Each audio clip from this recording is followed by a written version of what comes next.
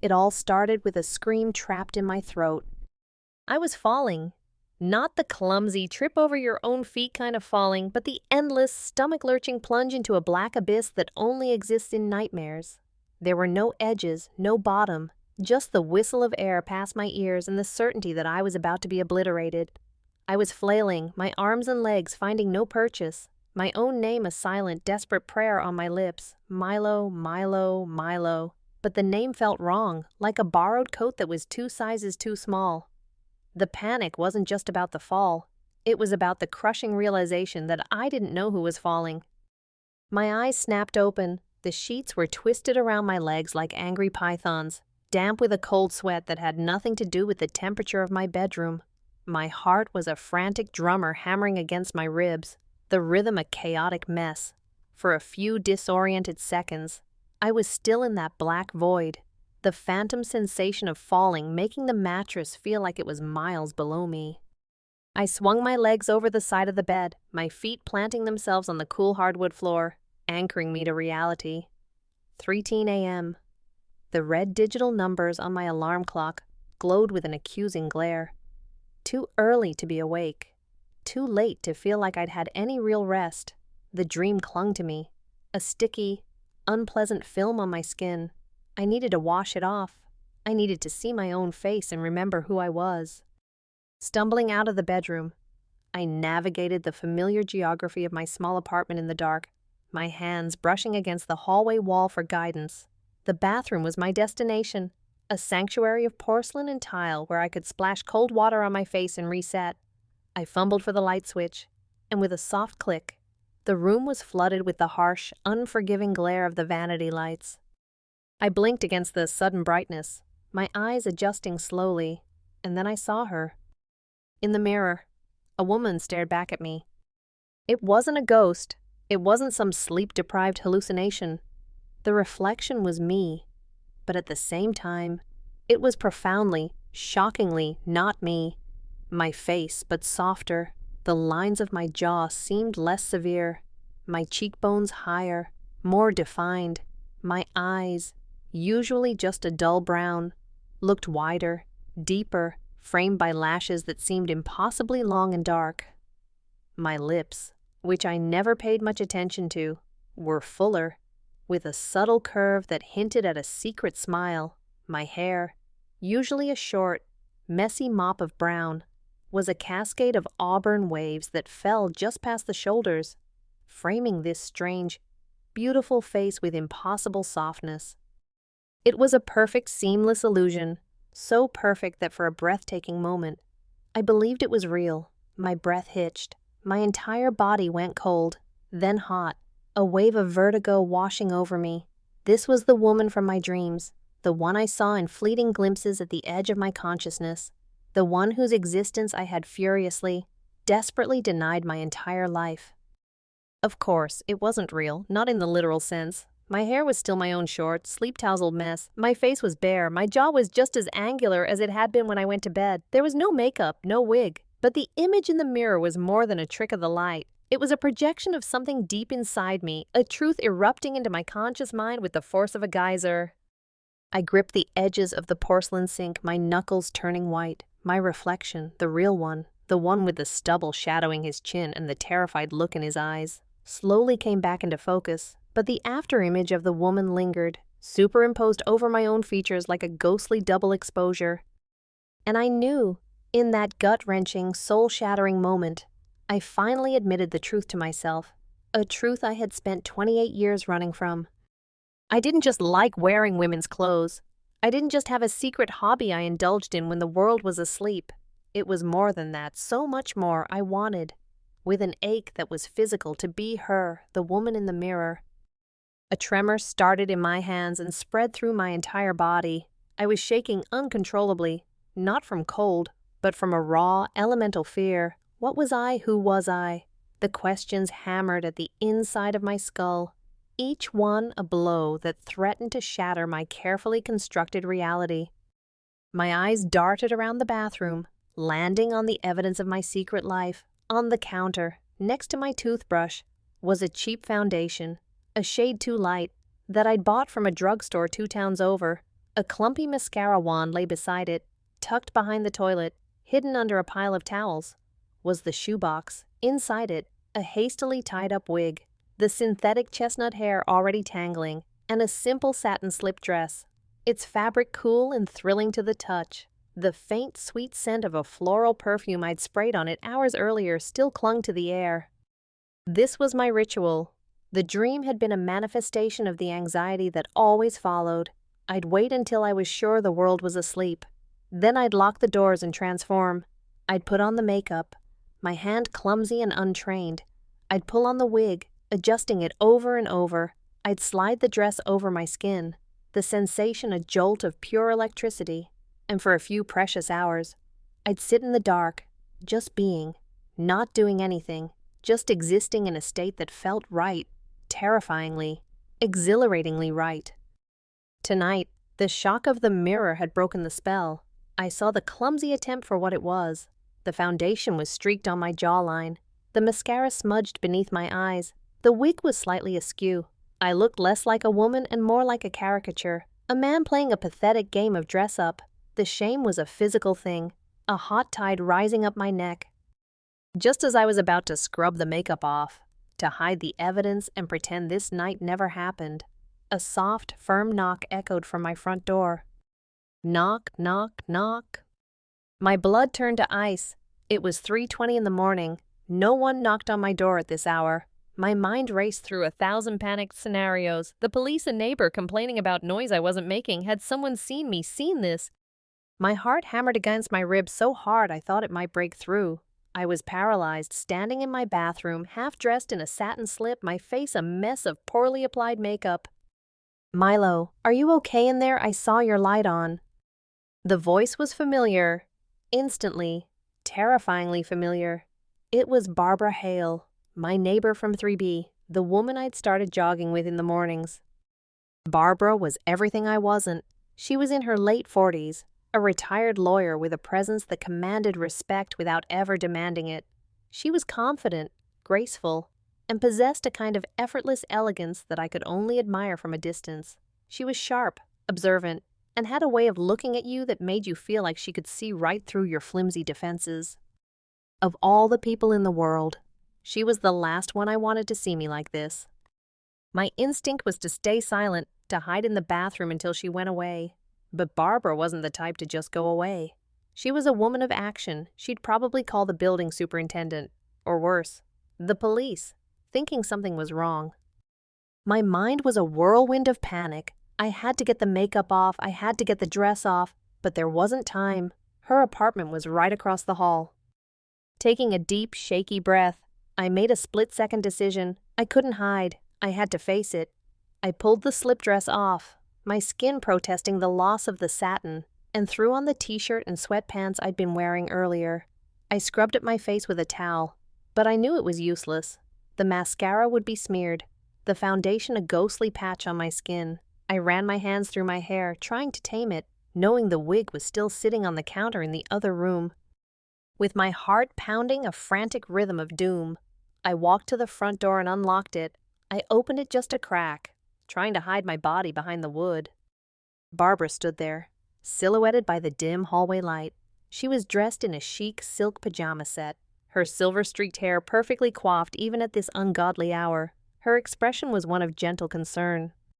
"Milo, I'm so sorry to bother you, but I couldn't sleep and I saw your light flick on and off. I just wanted to make sure everything was all right." Her eyes, a startlingly intelligent shade of blue, flickered from my face down to my clothes and back up again. I saw the exact moment she noticed. Her gaze lingered on the faint, cakey remnants of foundation along my hairline, the dark smudges under my eyes that were definitely not from lack of sleep. Her eyes darted for a split second to a loose strand of synthetic chestnut hair that had clung to my t-shirt. There was a beat of silence that stretched for an eternity. I braced myself for the reaction: disgust, confusion, laughter, pity, the judgment that I had been running from my whole life. My entire body was coiled like a spring, ready to slam the door and never come out again. But Barbara didn't do any of those things. Her expression didn't shift. There was no flicker of shock, No hint of judgment. She simply held my gaze, her own softening with something that looked unnervingly like understanding. Then, a small, sad smile touched the corners of her lips. She leaned in slightly, her voice dropping to a conspiratorial whisper that was meant only for me. "Honey," she said, her tone gentle but firm, "if you're gonna do it, at least let me show you how to do it right." And just like that, the floor didn't feel like it was falling out from under me anymore. For the first time all night, I felt the solid ground of reality beneath my feet. That single sentence, offered not with scorn but with compassion, didn't just open a door, it blasted a hole through the wall of the prison I'd been living in my whole life. It was the beginning of everything. The morning jogs became our confession booth. At first, it was unspoken. We'd meet in the lobby at 6 a.m., the sky still a bruised purple, and fall into the easy rhythm of our run through the quiet suburban streets. We'd talk about the weather, about a new coffee shop that opened up, about the ridiculous squirrels that seemed to own the park. But the elephant was always there, running alongside us, its presence huge and silent, the memory of me at the door, a deer in the headlights with smeared mascara, and her quiet, shocking offer. I was waiting for the other shoe to drop, for her to bring it up, to ask the questions I had no answers for, but she never did. She just kept showing up, day after day, with a warm smile and a bottle of water, ready to run. It was her patience, her refusal to push, that finally broke me. It was about a week after that night. The sun was just beginning to warm the air, casting long shadows across the pavement. We were on our cool-down lap, walking through the park, when the silence became too much for me to bear. "Why aren't you asking me about it?" I blurted out, the words clumsy and loud in the morning stillness. Barbara didn't miss a beat. She took a sip of her water, her eyes fixed on the path ahead. "About what?" "Milo," she asked, though we both knew exactly what I meant. "You know," I mumbled, feeling my face flush. "The other night, the makeup, the clothes." She stopped walking and turned to face me. She looked at me with that same unnerving clarity as before, her blue eyes seeming to search for something inside me. "Because it's not my story to ask about," she said simply. "It's your story to tell, if and when you want to." And that was it. The permission I didn't even know I was seeking. The floodgates didn't just open, they burst. I started talking, and I couldn't stop. The words poured out of me in a torrent, a lifetime of secrets and shame and confusion I'd held locked inside. I told her everything about the first time, when I was 7 years old, sneaking into my mother's closet while she was at the grocery store. I described the feel of her silk blouse against my skin, the scent of her perfume that clung to the fabric. It wasn't a sexual thing, not then. It was a feeling of peace, of rightness, like slipping into a skin that was supposed to have been mine all along. I told her about the guilt that came immediately after, the frantic need to put everything back exactly as I'd found it, the terror of being discovered. I confessed how that cycle had repeated itself throughout my entire life. The secret purchases, the clothes hidden in the back of my closet, the hours spent dressed alone in my room, followed by days or weeks of intense self-loathing where I'd throw everything away, swearing I'd never do it again. "Every single time," I said, my voice cracking. "It feels like two different people are at war inside me. One of them feels this incredible joy, this relief, and the other one is standing over his shoulder, screaming about what a freak he is." We sat on a park bench, the morning commuters starting to fill the streets around us. But it felt like we were in our own private world. Barbara just listened. She didn't interrupt, didn't offer platitudes or easy answers. She just sat there, her presence a solid, reassuring weight beside me, and let me empty myself of all the poison I'd been carrying for so long. "I don't even know what to call it," I admitted, staring down at my running shoes. "Is it a fetish? Is it a hobby? Am I gay? Am I trans? I've read everything online, and none of the labels seem to fit. Or maybe they all fit. And that's even more terrifying." When I finally ran out of words, a heavy silence settled between us. I felt raw, exposed, like I'd just stripped myself bare in the middle of a public park. I risked a glance at her, expecting to see pity or confusion. Instead, her expression was one of profound empathy. "Milo," she began, her voice soft but sure, "you're spending so much time trying to stick a label on the box before you've even looked at what's inside. You don't have to have it all figured out right now. What you're feeling isn't a sickness or a perversion. It's a part of you, a part that has been screaming to be heard for a very, very long time."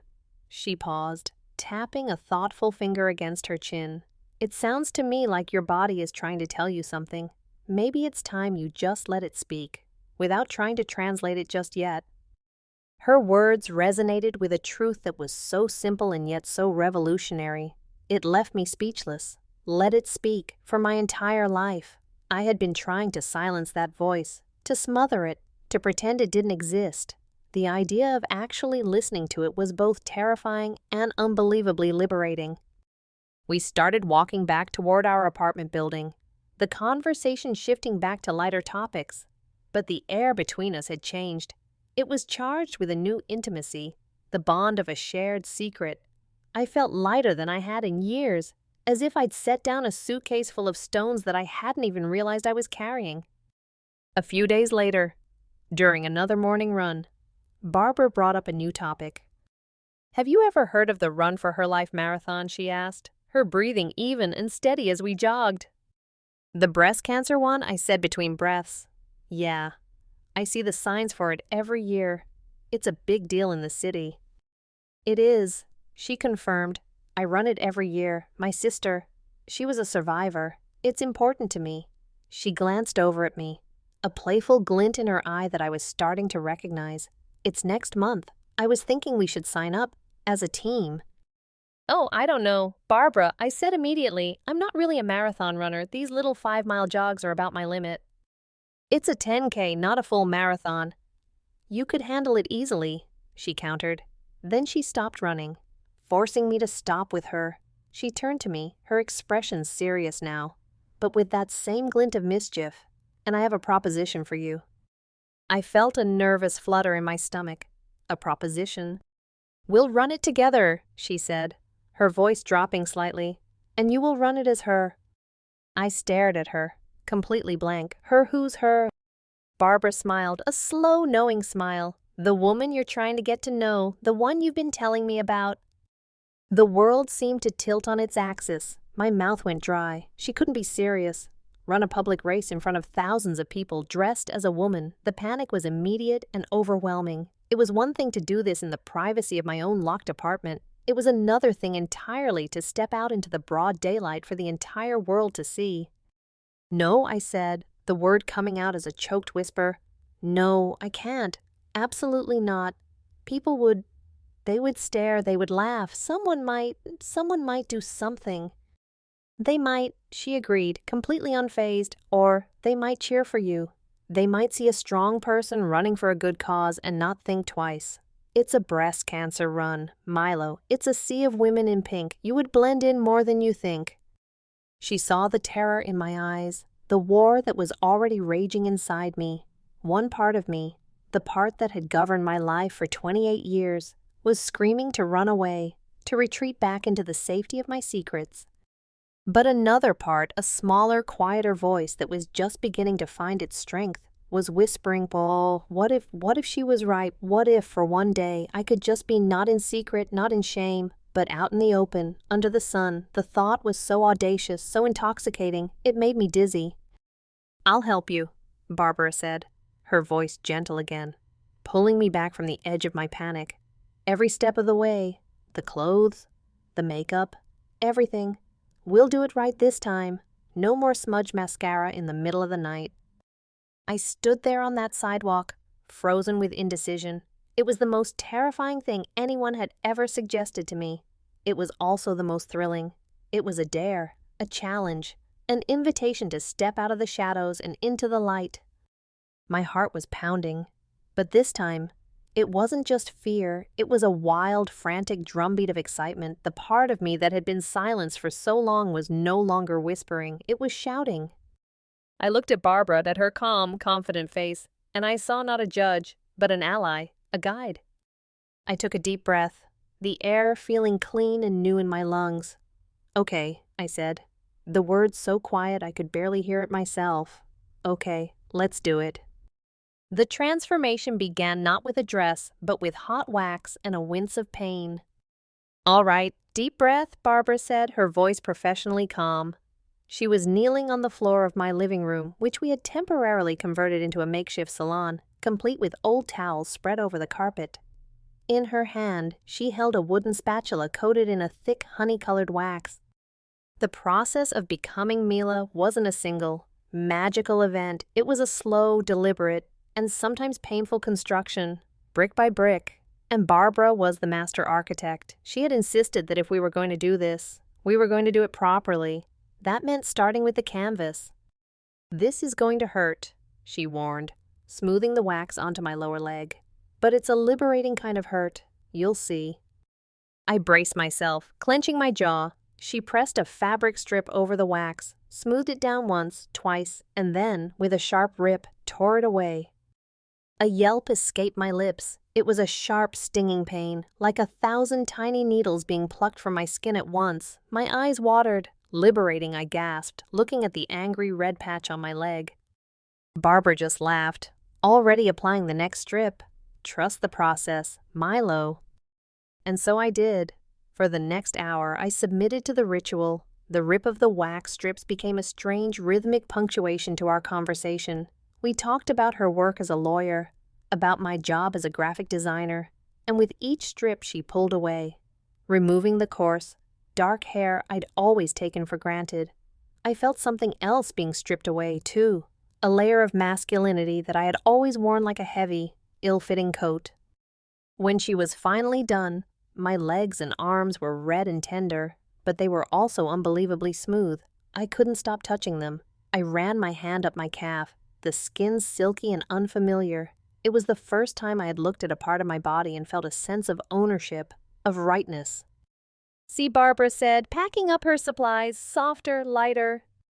I nodded, speechless. A strange, heady feeling was bubbling up inside me. It was more than just smooth skin. It was a feeling of shedding, of becoming.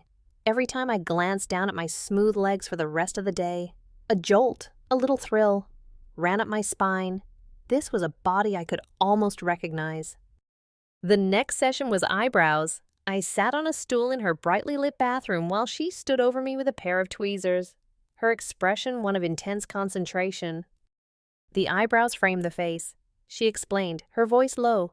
A man's brows are typically thicker, straighter. We just need to add a subtle arch. Clean them up. It'll make a bigger difference than you think.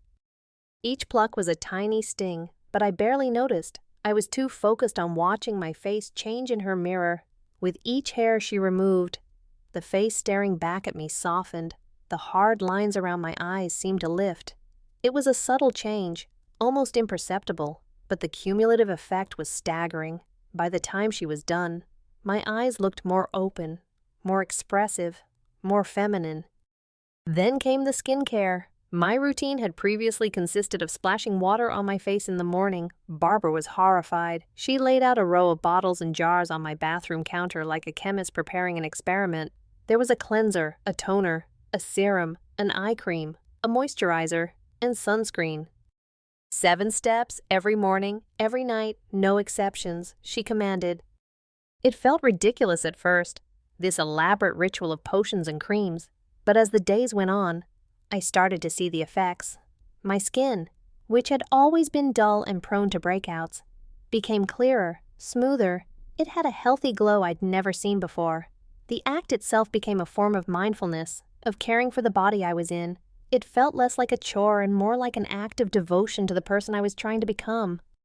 The final piece of the physical preparation was the most daunting, the shoes. Barbara arrived one evening with a shoebox. Inside was a simple pair of black athletic sneakers, but with a crucial difference, they had a subtle 2-inch wedge heel built into the sole.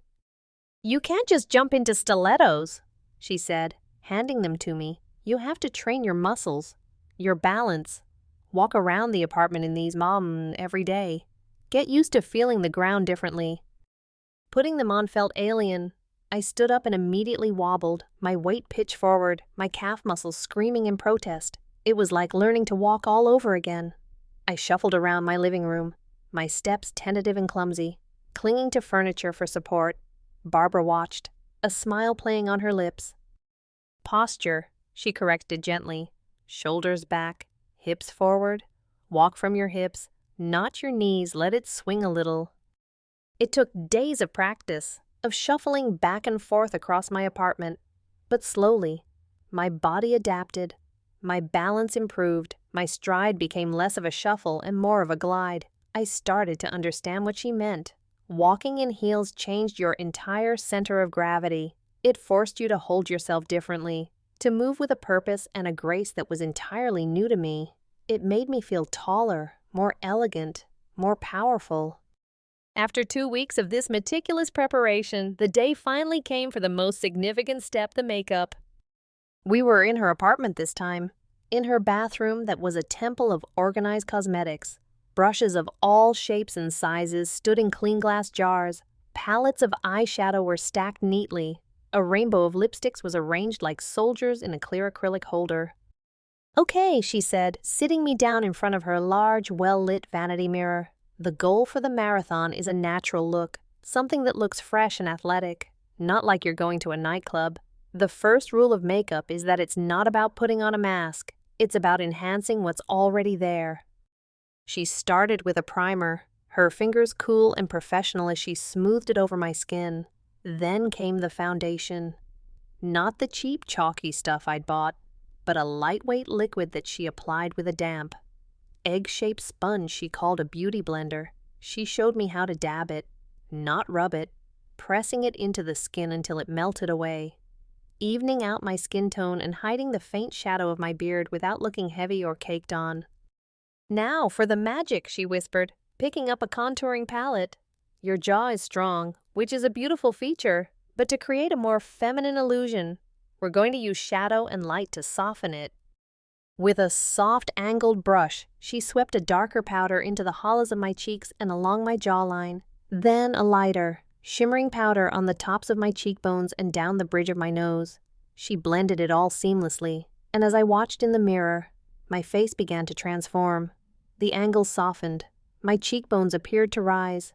The structure of my face was subtly but dramatically reshaped. It was artistry. It was alchemy. Next were the eyes. She curled my lashes, a terrifying-looking metal contraption that I was sure would blind me. But the effect was instantaneous.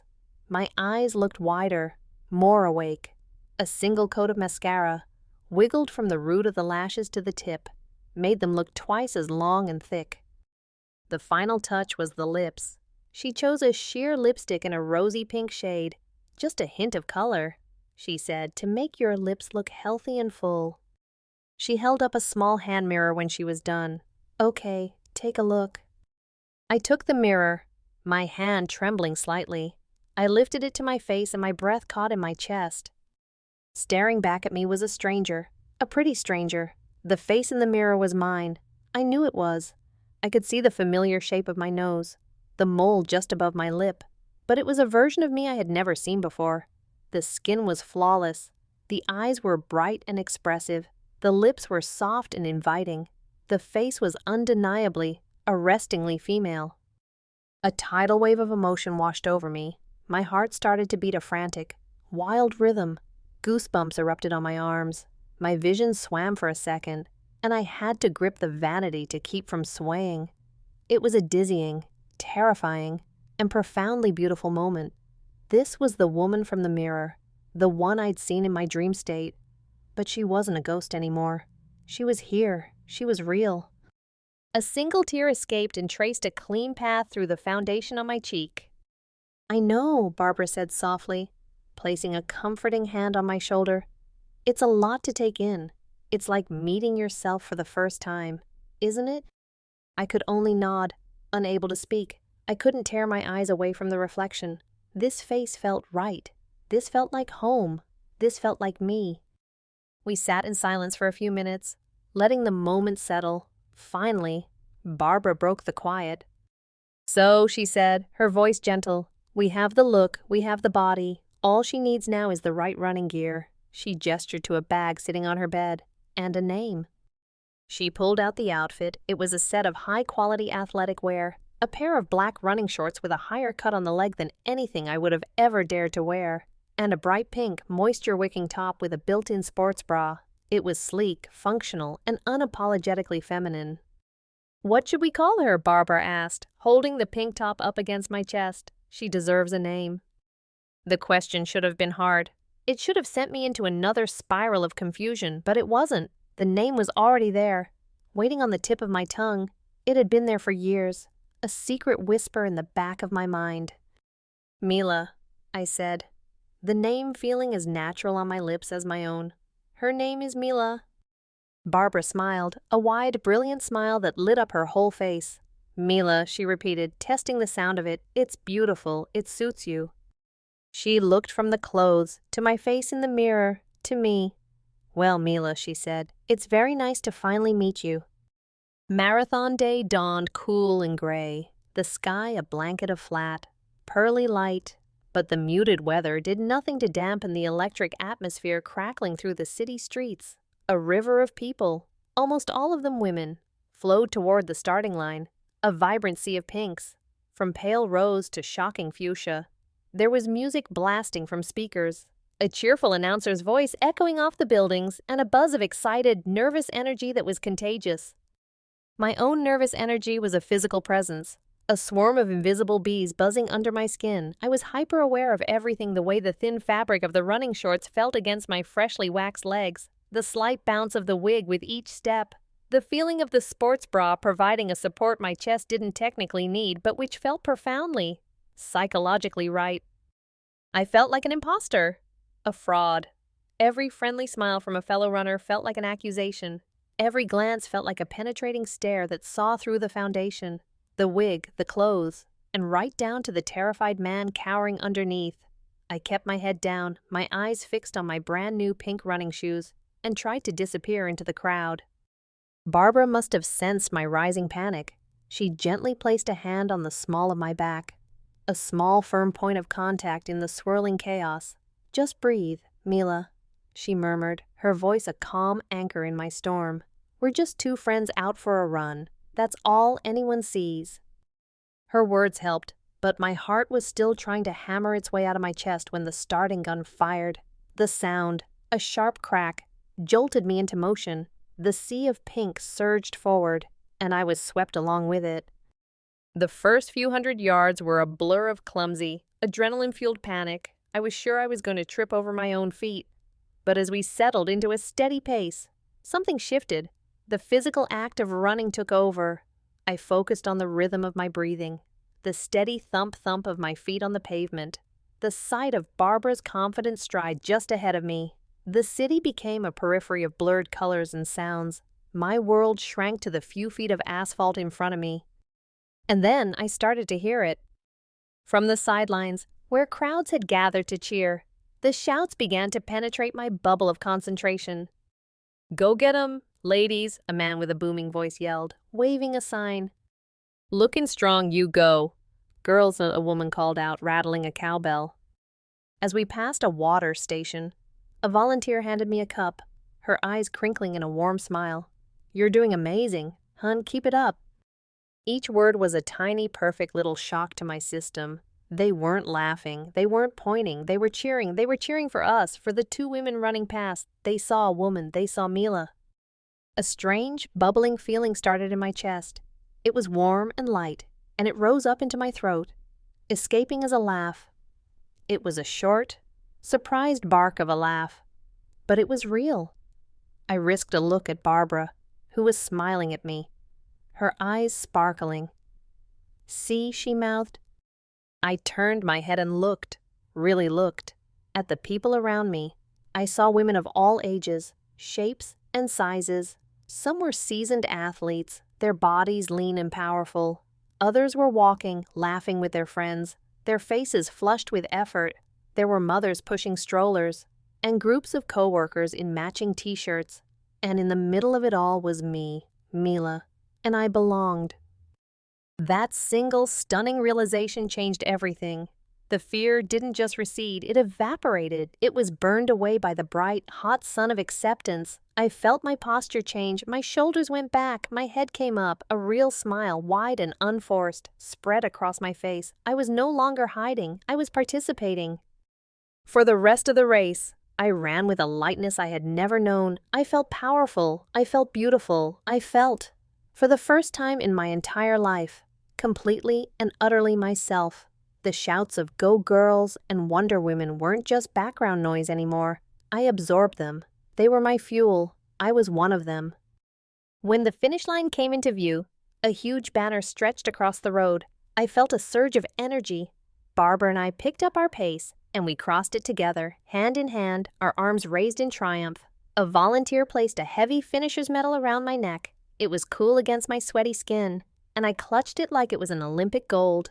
It wasn't just a medal for finishing a 10K, it was a medal for surviving, for conquering, for finally being born. The intimacy of the marathon carried over into the quiet of Barbara's apartment. The adrenaline was fading, leaving behind a bone-deep exhaustion and a shimmering, euphoric high. My muscles ached, my skin was sticky with sweat and dried Gatorade, but my spirit was soaring.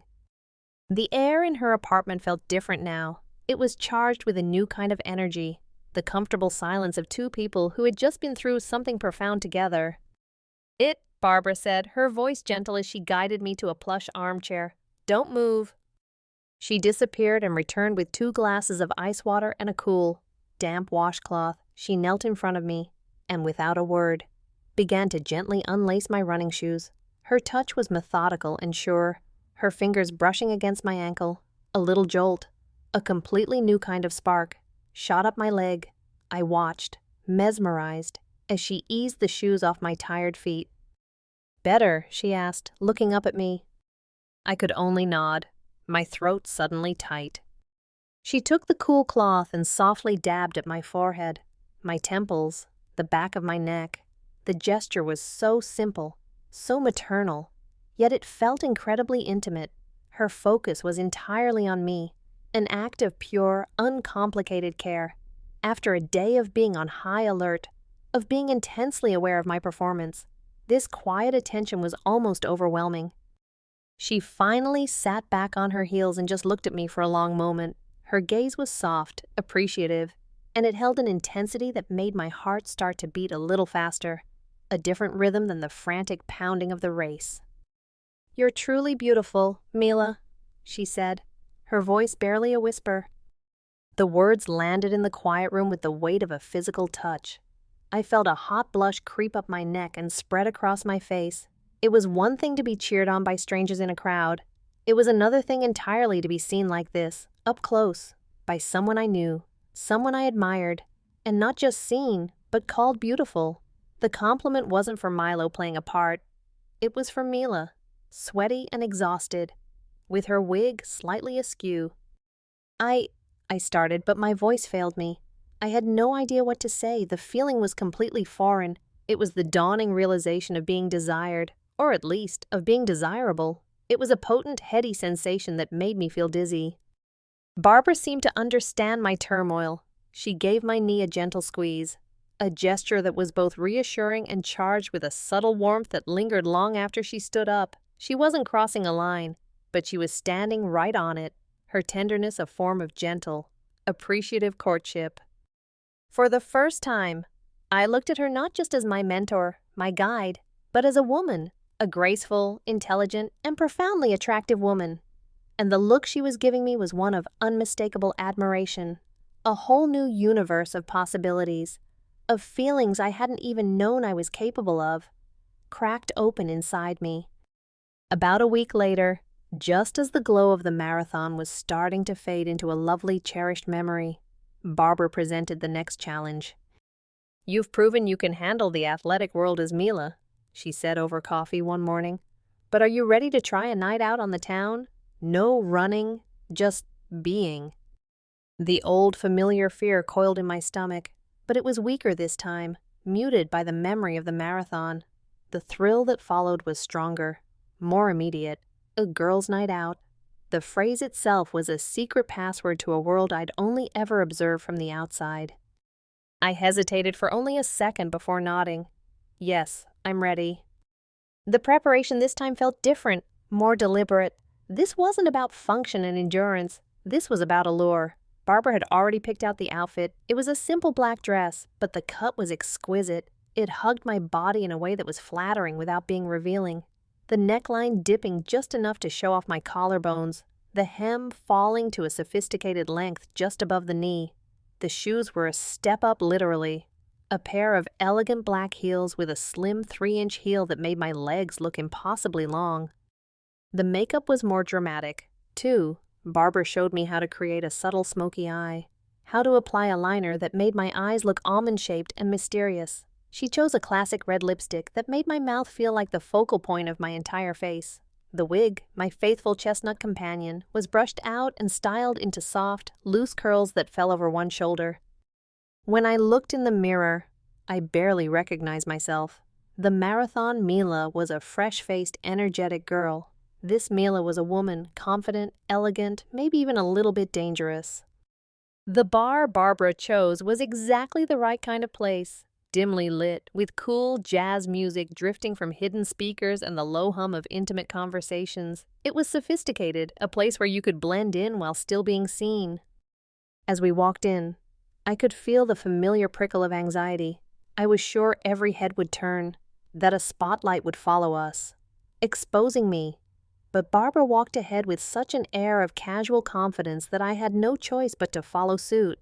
She led us to a small, secluded table in a corner, ordered us both a glass of wine, and settled in as if this was the most natural thing in the world. And after a few minutes, I started to realize that nobody was staring.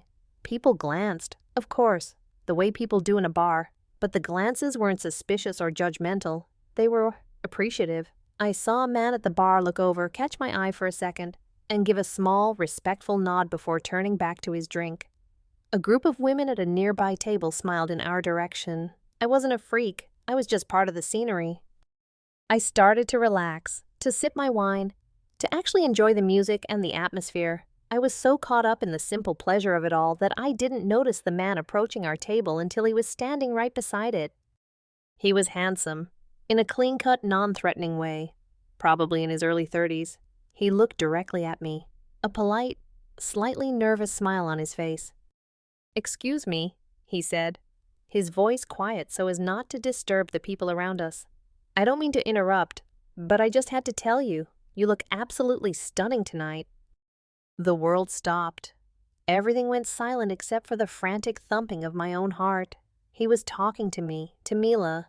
I felt the heat rush to my cheeks. My mouth went dry. I looked at him, then at Barbara, who gave me the smallest, most encouraging nod. "Thank you," I stammered, the voice that came out a little higher, a little softer than my normal one. It was Mila's voice. He smiled, clearly pleased. "My friends and I were just leaving, but I would have kicked myself if I didn't at least say hello."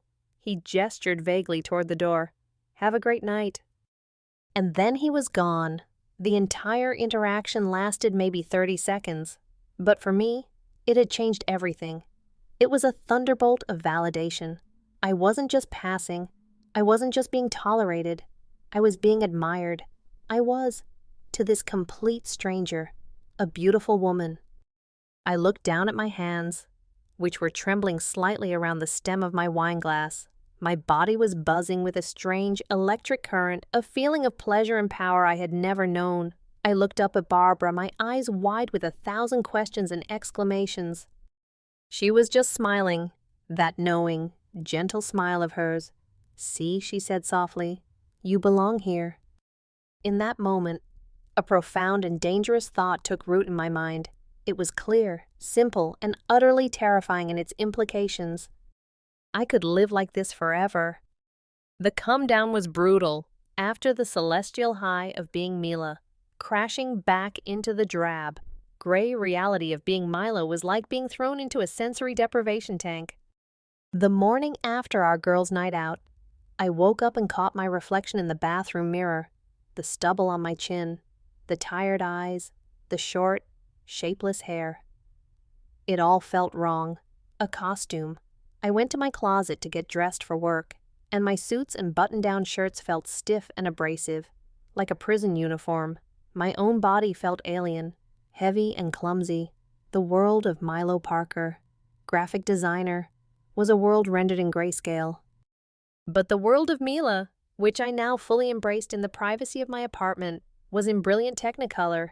The moment I got home from work, I would shed the skin of Milo and slide into the silken comfort of Mila.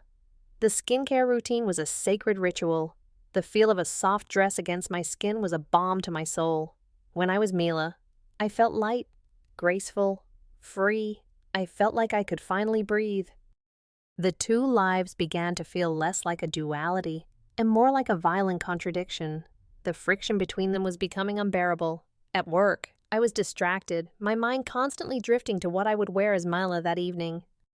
"Parker, you with us?" my boss asked during a meeting, snapping me out of a daydream about lipstick shades. "You seem a million miles away lately." The comment sent a chill of fear down my spine. Were people noticing? Could they see the cracks forming in my carefully constructed facade? The real crisis came in the form of a text message from my mother. "Hi, sweetie. Just a reminder, your father and I are so excited to see you for our 40th anniversary party next Saturday. Don't forget, love, Mom."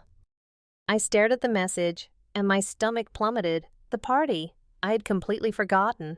An entire evening with my extended family, my parents, my aunts, my uncles, my loud, boisterous cousins.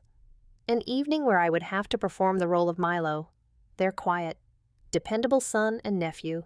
The thought of it filled me with a profound, suffocating dread. How could I go back to playing that part after I had tasted the freedom of being Mila? The conflict raged inside me. It was no longer an abstract question of identity. It was a practical, logistical nightmare. Could I continue this double life? Toggling back and forth between Milo and Mila was tearing me apart, but the alternative was unthinkable. To give up Mila would be a kind of death. To live as her full-time, that was a leap into an abyss of uncertainty. My job, my family, my entire life as I knew it, it would all be incinerated. I confessed my turmoil to Barbara, my voice thick with anxiety. As always, she listened, her expression full of empathy, but this time she offered no easy solutions. "I can't make this decision for you, honey," she said softly, placing her hand over mine. "This is your path to walk. Whatever you choose, I will be right here, but you have to be the one to take the step."